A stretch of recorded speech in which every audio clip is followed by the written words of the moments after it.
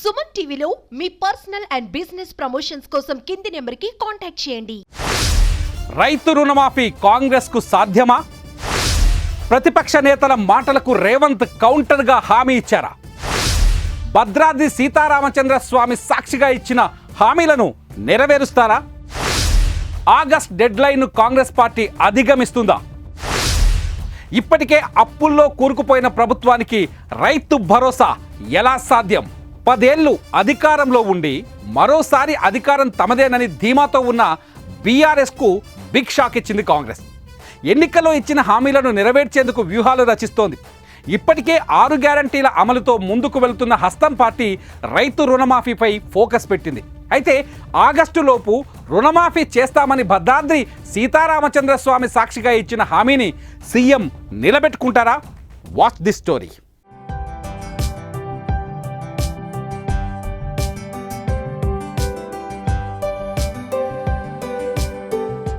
ఎవరూ ఊహించని విధంగా అధికారంలోకి వచ్చిన కాంగ్రెస్ ప్రభుత్వం ఎన్నికల సమయంలో ఇచ్చిన హామీల అమలుపై ఫోకస్ పెట్టింది. 6 గ్యారంటీల్లో భాగంగా ఇప్పటికే పలు పథకాలను అమలు చేసిన ప్రభుత్వం మరికొన్ని హామీలను అమలు చేసేందుకు కసరత్తు చేస్తోంది. ఈ క్రమంలోనే రైతులకు సంబంధించిన హామీల్లో ఒకటైన రుణమాఫీకి కేబినెట్ ఆమోదం తెలిపింది. కాగా ఎప్పుడైప్పుడా అని ఎదురు చూస్తున్న రైతు భరోసాను త్వరలోనే అమలు చేసేందుకు ప్రభుత్వం కసరత్తు చేస్తోంది. అయితే ఈ పథకాన్ని ఎంతో ప్రతిష్టాత్మకంగా తీసుకున్న రేవంత్ సర్కార్ పకడ్బందీగా అమలు చేసేందుకు కీలక నిర్ణయం తీసుకుంది.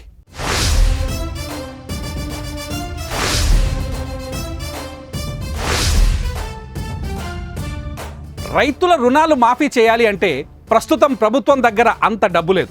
దీంతో బ్యాంకు నుంచి రుణాలు తీసుకొని రైతుల రుణాలు మాఫీ చేయాలని భావిస్తోంది. సీఎం రేవంత్ రెడ్డి రైతు రుణమాఫీ చేస్తామని ఇప్పటికే స్పష్టం చేయడంతో అధికారులు బ్యాంకర్లతో చర్చలు జరుపుతున్నారు. రైతు రుణమాఫీ కోసం ఒక కార్పొరేషన్ ఏర్పాటు చేయనున్నారు. ఆ కార్పొరేషన్కు వివిధ బ్యాంకుల నుంచి రుణాలు తీసుకురానున్నారు. వచ్చిన డబ్బులను రైతు రుణమాఫీకి వినియోగించనున్నారు. రుణమాఫీ చేయాలి అంటే 30,000 కోట్లకు పైగా నిధులు అవసరమని అధికారులు అంచనా వేస్తున్నారు. ఈ మొత్తాల్ని బ్యాంకుల నుంచి తీసుకొచ్చి ఆ తర్వాత బ్యాంకు రుణాలు తిరిగి చెల్లించాలని ప్రభుత్వం ఆలోచిస్తోంది.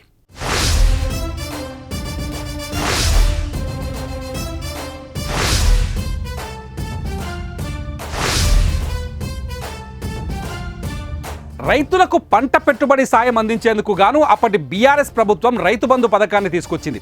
ప్రస్తుతం అధికారంలోకి వచ్చిన రేవంత్ సర్కార్ ఆ పథకం పేరును రైతు భరోసాగా మార్చింది. అయితే కేసీఆర్ సర్కార్ హయాంలో రైతు బంధు కింద ఎకరానికి 10,000 పెట్టుబడి సాయం ఇవ్వగా రేవంత్ రెడ్డి సర్కార్ మాత్రం ఏడాదికి ఒక్కో ఎకరానికి 15,000 సాయం అందిస్తామని చెబుతోంది. అయితే ఎన్నికల్లో ఇచ్చినట్టుగా అధికారంలోకి రాగానే రైతు భరోసా అమలు చేయాల్సి ఉండగా రైతు బంధు పథకంలో ఎన్నో అవకతవకలు జరిగినట్టుగా ప్రభుత్వం చెబుతోంది. ఈ క్రమంలోనే రైతు భరోసా పథకం అమలులో కొంత ఆలస్యం జరుగుతున్నట్టు టాక్.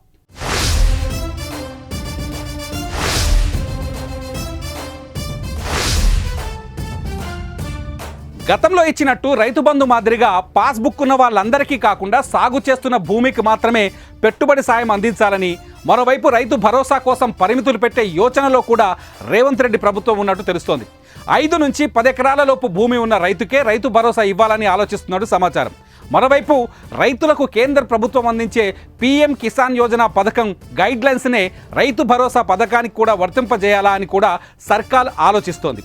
వీటన్నింటినీ పరిగణలోకి తీసుకొని పకడ్బందీ గైడ్లైన్స్ రూపొందించేందుకు ప్రభుత్వం తాజాగా కేబినెట్ సబ్ కమిటీని ఏర్పాటు చేసింది. అయితే ఈ సబ్ కమిటీ ఇచ్చే విధి విధానాలను మాత్రమే పరిగణలోకి తీసుకోకుండా వాటిని అసెంబ్లీలో చర్చకు పెట్టి వాటిపై ఆయా పార్టీల నుంచి కూడా సలహాలు సూచనలు తీసుకుంటామని సీఎం రేవంత్ రెడ్డి తెలిపారు. దీంతో రైతు భరోసా పథకంపై రేవంత్ రెడ్డి సర్కార్ ఎలాంటి నిబంధనలు పెడుతుంది, ఎలాంటి నిర్ణయాలు తీసుకుంటుంది అని రైతుల్లో ఉత్కంఠ నెలకొంది.